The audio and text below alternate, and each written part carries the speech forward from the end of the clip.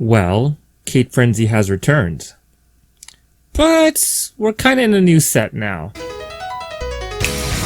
How do you like it? We may be in a new set, but that doesn't mean that the pile is gone. Unfortunately, the pile has gotten bigger.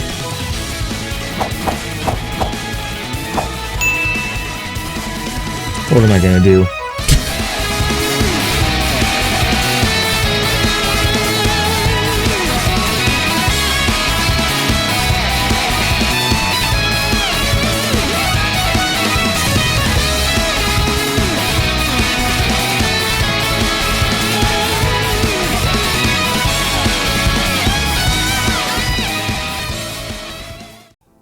Oh, this place is pretty small, so we aren't gonna need to have the Cate Frenzy table in here, which means that we're gonna have to put something smaller, which is this guy. Why is there so much fucking tape on this thing? Oh my god. Okay, so you're gonna have to excuse the ghetto nature of the episode now because my set is a little bit more wonky now. But today's first figure is going to be Satsuki I from Kill la Kill. And this one's actually a pre-used figure. So this actually belongs to somebody else. So I'm not going to be giving it the normal review as usual because this one has already been pre-opened and on display from somebody else's collection. So we're not going to give off too many points for that specific reason.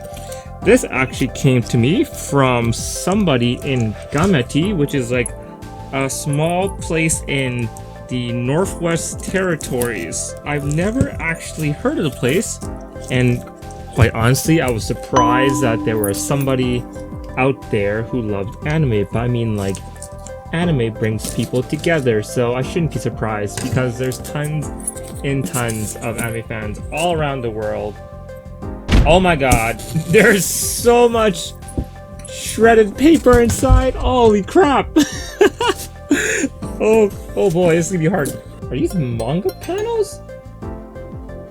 Oh my god, there's like words on them. I think they're actually like comic panel strips. Guess I'll just take it out and put it into this bag, and hopefully I don't drop the bag and get all of this paper everywhere, but there is so much.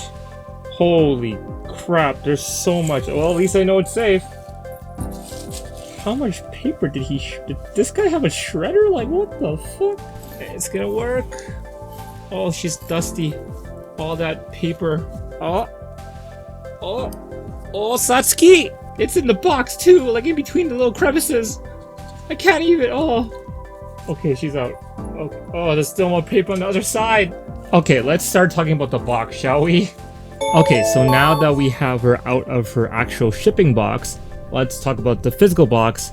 I have to reiterate, this belonged to somebody else, so this has already gone through the hoops and it's already been in someone else's possession, so the box is probably not going to be perfect, and that is okay. So I'm just going to be simply giving a mark based on the box's design rather than the quality and shape it's in, as it does seem to have a little bit of physical damage to the box.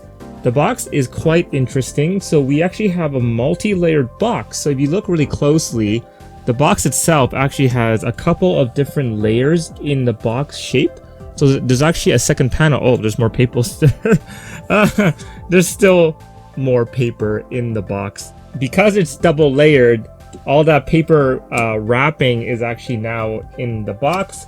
I try to get off as much dust as I could. Excuse the box if it's a little bit dusty. The box itself is really cool because it has the threads of fate, or the specialty threads that are known in the Kill la Kill series. Disclaimer, I haven't watched Kill la Kill in like, I don't know how many years now. The most I can remember is that the threads themselves, these are the life fibers, and these are what causes the special outfits to manifest their power. It's really cool seeing it all across the box. The box does have a cool gradient on the sides, which is awesome. The windows are really interesting on this because they're so dynamic. So you have all these really fun shapes and stuff to look at when you're looking at the box, and it makes the box look really epic. There is a choking hazard warning right over here on the top. It's kind of weird having it right here instead of on the bottom, so that's a little strange. The gold writing font is awesome because it ties in with the anime. The anime has a lot of like flashy things, so the gold writing is really impressive. And then there's also like a little seal here that proves that it's a real figure. It's actually like a little holographic seal that says Ultra Super Pictures officially licensed. There's also this Japanese sticker on the bottom. It came out in 2015, so it is 2021 as of this review. I've been looking for this model for 6 years. This model used to be, let's say, a garage kit. So in Japan, they have people who make their own models. They like sculpt them themselves. They bring them to conventions. Sometimes those bigger companies like Good Smile or Kotobukiya are walking around those conventions. They see this figure and they're like, oh my god, we need to have this for ourselves. So they license it, and then this figure basically becomes made into reality and into like mass production. So we had the Good Smile logo up top, and then on the back we have a picture of Satsuki in her glory, and then we have her on the side as well. And on the bottom we have a little piece of Senketsu hiding in the corner, which is amazing. That's a great little detail, and there's just the general manufacturer stuff on the bottom too. So overall, the box's design, it's really fun. I quite like how edgy it is, and it's quite interesting. The only thing is, I don't know if this was aftermarket or if it's because of the design of the box, but like you can see right here that there is tape up top, and the tape here is actually holding this flap in, and it looks like there's actually multiple layers of the box on this thing, and there's more paper. Definitely like a separate layer on this box, and I think that is what's causing like the weirdness of this box, because there's like tape holding it down. And I don't know if that was the person who owned it or if that was actually the way designed, because it looks like the tape hasn't removed. I can see that the other pieces of tape have been removed. There's like even like some tape leftover residue right here. So it's definitely like maybe was meant to be like that, which is weird because like this side doesn't have it. You can see there's no like tape here, but there is one on this side. And then you can definitely tell there's a flap. And then this box, as I mentioned, because it's pre-owned, there is like a little opening right here because the box got a little bit damaged. But in general, the box is in good shape. It's cool. I like it. The box definitely deserves a solid, like, well, considering the tape part right here, I'm going to give it like an 8 out of 10. It's a very cool box, and I quite appreciate the design quality of the box. This one I'm not going to really delve too much into just because it's obviously like been opened already, so I won't know if it's how it's supposed to be. Inside the box, there's this really awesome like black and red and yellow like sort of design for the inside, which is very cool. You can see that there. So she comes in a 2 clamshell like plastic, and it looks like she was covered in plastic. I see that he put his own scotch tape on it, which is greatly appreciated. She did come with instructions. The instructions are in English and in Japanese, so that is quite useful. It basically just tells you you can put Satsuki's sword in. There's 2 pieces to her sword, just a little tip and also the blade itself. So you just put the sword in first and then put the little tip on to keep it in place. So packaging wise, like it's your pretty standard box from Good Smile. Like this looks pretty on par with what normally comes in a Good Smile box. So she has been wrapped in this bag, and same with the stand is also in a bag. Looks like it was ripped open before. At least he kept it, so that's cool. A lot of models now are just in bag. Even like put the little arm pieces on. That's awesome to make sure it didn't scrap against the paint of the shirt. She's really light. Wow.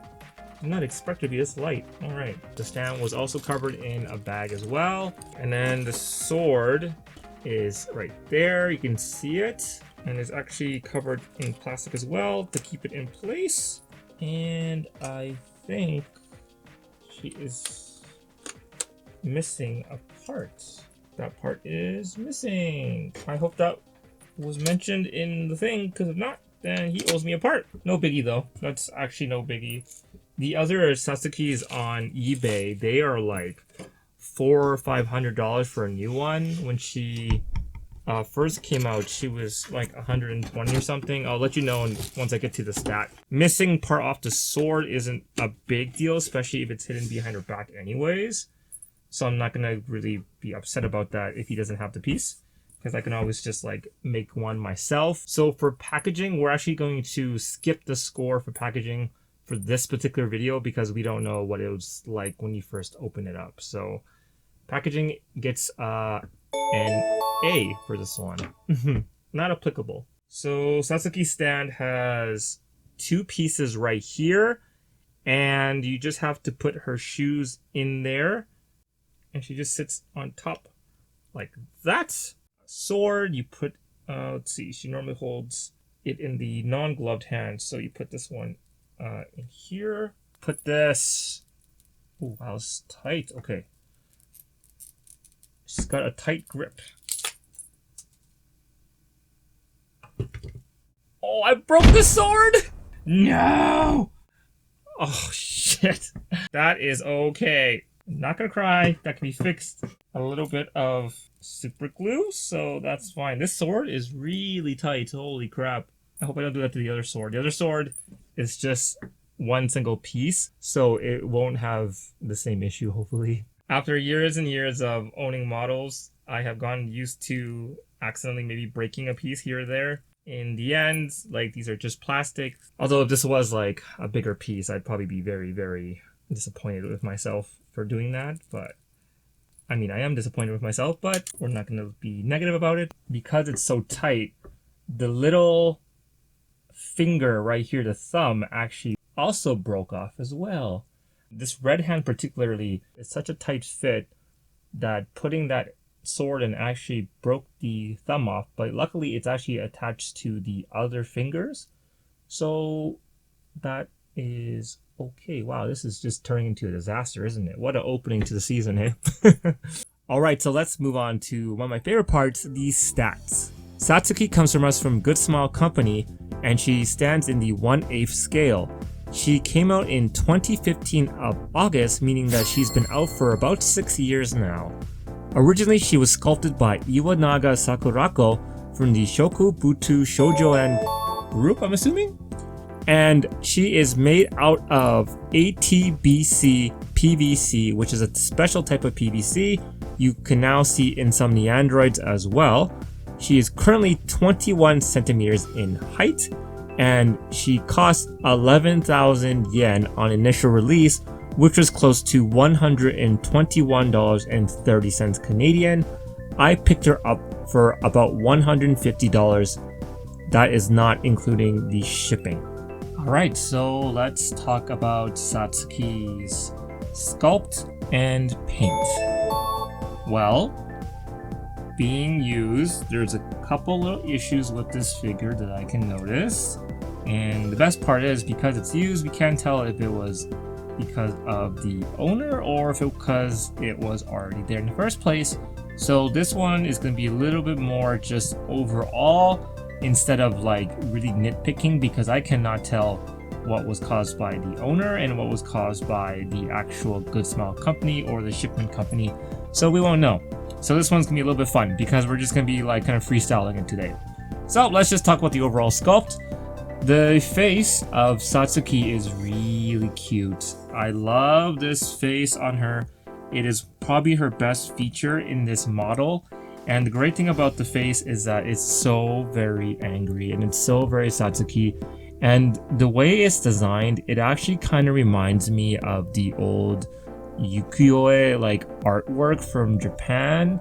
And I'm a sucker for that artwork. I love that artwork, especially like modern interpretations of that art. So when you see Satsuki, it's quite fun having this face, because not only does it show off Satsuki's personality, but it also shows off her stern and stubbornness. It is one of the best scenes in the anime too, when she dons the Senketsu outfit. The eyes are not as illustrious as like other models, and that is okay because she is a very intense character, and having a really dull look in her eye kind of makes it more intense. I think I'd be a little bit more off-put if the model had sparkly eyes compared to like these dark, intense eyes. I actually like the dark intensity better than the sparkly eye, so that is the first time I'll say that for a model. I want it to be more like the rest of the model, where this has like a matte paint job and a little bit more like dark and intensive. It makes the model really stand out. And I think because of the way the model's face was and the general like look of this model, it really helps determine the appeal of the model to the mass crowd. I think this one's not for everybody. So I do like maintain my eyebrows, and I'm always worried that I make them too thick or too thin. But the thing with Satsuki is that she don't give a fuck. She just has these humongo eyebrows.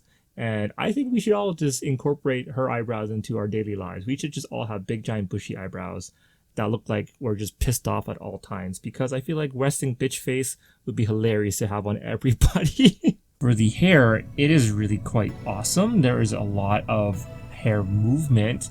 This is a kudos to Iwanaga-san or Sakurako-san because like this hair is awesome. There's so much going on. And they are really quite light. And I mentioned before when I picked her out of her box that she is really light. I was expecting her to be a little bit more heavy, especially with this base, but she feels incredibly light. I'm actually going to just take the base off because this is going to scare me a little bit if I don't. But in general, Satsuki has a really great look to her hair, and it might be really easy to see in the camera here, but you can see that the paint-wise, it has a slight hint of green in there. You see down there, you can see it much more on this camera. Most of the time when it comes to anime girls with black hair, they use a blue shine or a gray shine, so the green's actually pretty awesome. It actually reminds me of Saya no Uta, that one lady who was quite popular back in like the 2000 era.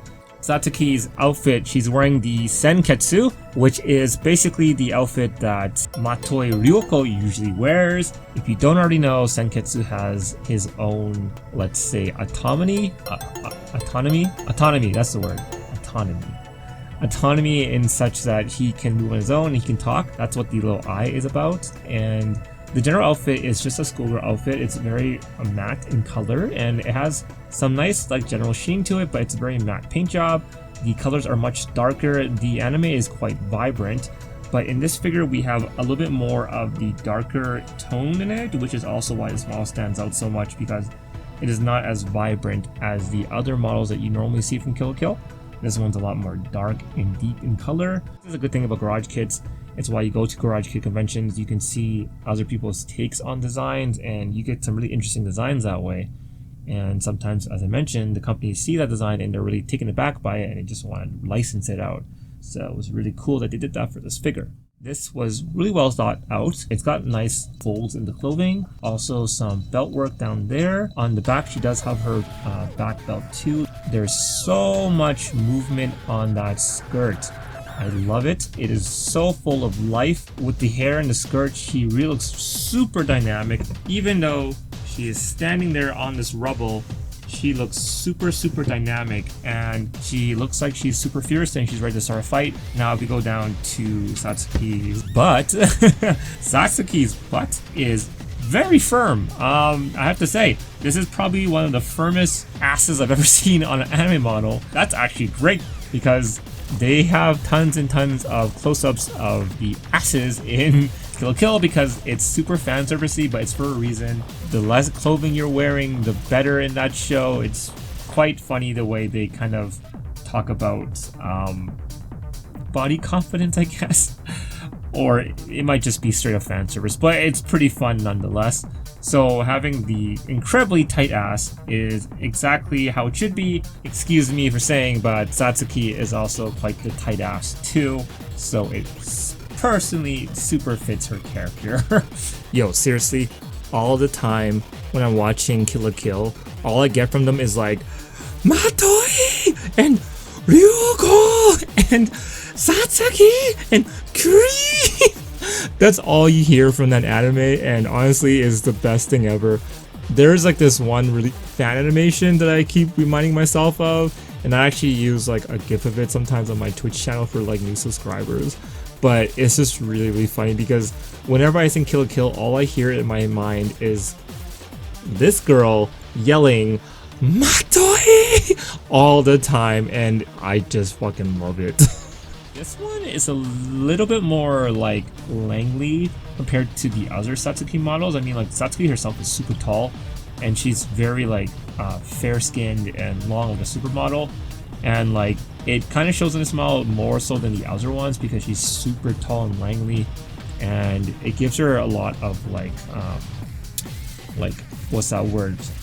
When you have like this sort of aura around you, and you have like this, like you feel like she is very intimidating because she's so damn tall. That's the word, intimidating for. But the length of her body makes her seem towering over other characters, so it actually really helps the effect of her being such a strong badass. Now, you may have noticed down here, she has like a green paint scratch. Now, I don't know if that was there previously. Sometimes models will have that, where they have a random color scratch on them, and it could be due to the fact that like underneath there's a different type of color because it helps the paint catch on better and look more translucent. Because I recently learned in a different anime called Blue Period that green makes skin look really pretty when you put the skin tone on top of green. So it actually might be green underneath her body, which would explain the green mark right here. So maybe some paint was actually chipped off. The things you learn from anime, hey? As for her boots, they're pretty simple. They just have the general belt. There's not much to say about the boot next to it's nice and clean. It's shaded well. The pegs that go into the foot, like honestly, these pegs are kind of short. I'm a little worrisome carrying her by body and not by the base because I feel like it's not long enough. Although I do think if you have them too long, then that also causes a problem as well, like structural integrity of the leg. But I'm not too sure because I haven't actually made one myself. That's just kind of speculation on my part, but I feel like these could be a little bit longer in terms of peg length. The base is fine, like it looks like general rubble. For some reason, this rubble reminds me of like Metal Gear Solid, and I don't know why. I think it's because Snake in Metal Gear Solid 4 in that like desert area where he's always around, it kind of reminds me of hiding behind those rocks. So when I see rocks like this, it's very vividly reminds me of Metal Gear Solid. And I think because it's gray, it reminds me of Snake's outfit because it's like the same kind of gray. It's alright, like there could be some more interesting things on the bottom here, but for like a base model, especially a garage kit, like this is fine. Honestly, like if you're gonna be making like a stand for something, the more things you put on, the more complicated you're making for yourself. So with more complicated bases, you have the higher prices. The general thing with this is that like there's a couple different issues with paint on her, but I think that's just because of how she was stored, maybe because she does have like a little bit of like nicks on her hair here, and right here is a nick right there. That could be caused either by the manufacturer or by the person who owned it. These ones are out on the edges, so this is a possibility that this happened during shipment. Unless this thing was up against something really close, especially because, you know, you see curves like that, right? So it wouldn't be up against like a wall or something, so there's no reason for it to like be scraping against a wall, especially because this is pushing it away from the wall. So there's definitely an idea that maybe this was caused by it being packaged incorrectly, or just it was already scratched when it came to us. This green one though might have been caused by the owner, but in general, like this model is pretty dang nice. Paint job is solid. It's a very solid paint job. It makes you stand out, giving it a 9 out of 10. As for the sculpt, oh, I haven't even talk about the sword yet, you know? So the sword, it's very matte as well. There's no shininess to the blade. It's a very dark blade. The hilt, like it's pretty cool. I've always wanted to have one of these myself, honestly. I'm not gonna pull it out because I'm scared of breaking it again. But like in general, it's not super shaded and it's not really detailed. The other little blade, it has the emblem on the top of the blade as well, and it also has a matte blade to match this one. So this is her secondary blade. Oh, I'm just adjusting this table. This table is adjustable, and I'm just getting used to keeping it. It doesn't actually hold in place unless I'm holding it with my legs, so you might hear the table move a bit because I'm trying to adjust it. It's not as nice as my Cape Frenzy table, unfortunately. While it being a strong, solid pose, I think because of the hand issues and the weird dent in the hair, I'm going to give the sculpt 7 out of 10 for this one. 7 out of 10, yeah. because it's strong, but like there are some issues with it. Overall appeal though, this figure is badass. Like I've been looking for her for 6 years. She really caught my eye. I had like eBay notifications on, and like honestly, this figure is probably one of the coolest figures that I own now, and it's probably one of my like holy grail figures, and I was so glad to have found her. But in general, like this figure has a really cool appeal about her. Her intimidating factor, her stance, her hair flowing in the wind, her skirt flowing, the two blades, and just the arm pose, and like her stern ass face with those crazy eyebrows. I think she definitely deserves an 8 out of 10 for overall appeal. Her final score is 32 out of 40, which gives her 80%. I hope you enjoyed the opening episode of season 3. A lot of firsts. I guess that was quite the opening banger. I will be back again next week with a new model. I will see you guys again.